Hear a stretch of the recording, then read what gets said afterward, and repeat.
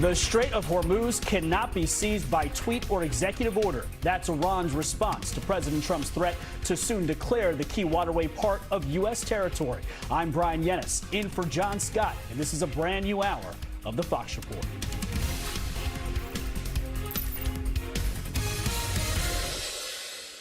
Tehran says it's made no decision on when to resume talks with the U.S. as the fragile ceasefire is set to expire on Monday. CENTCOM says it's redirected more than 60 commercial ships in the strait. Our Jonathan Hunt is live in Tel Aviv, Israel, with the very latest. Jonathan.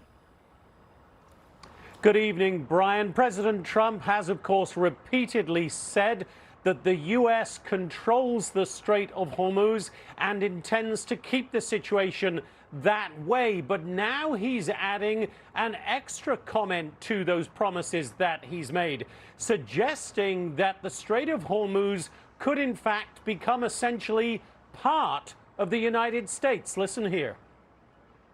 After we finish defeating Iran, which is being very badly defeated, pretty soon I'll be declaring the Hormuz Strait a territory of the United States.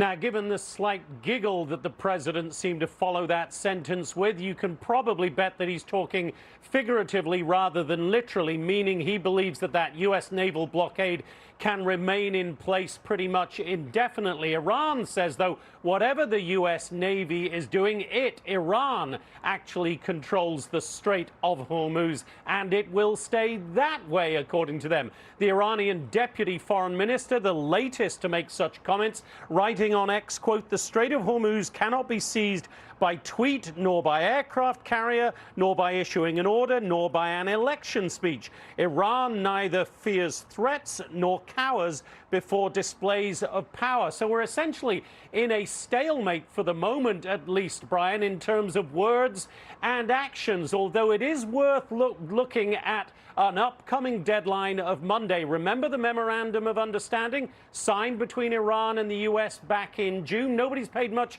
attention to it, of course, but it had a 60-day ceasefire written into it.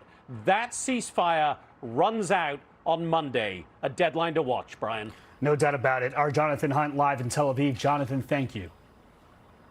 Be sure to like and subscribe for all the Fox News latest on YouTube and catch full shows streaming now on Fox One.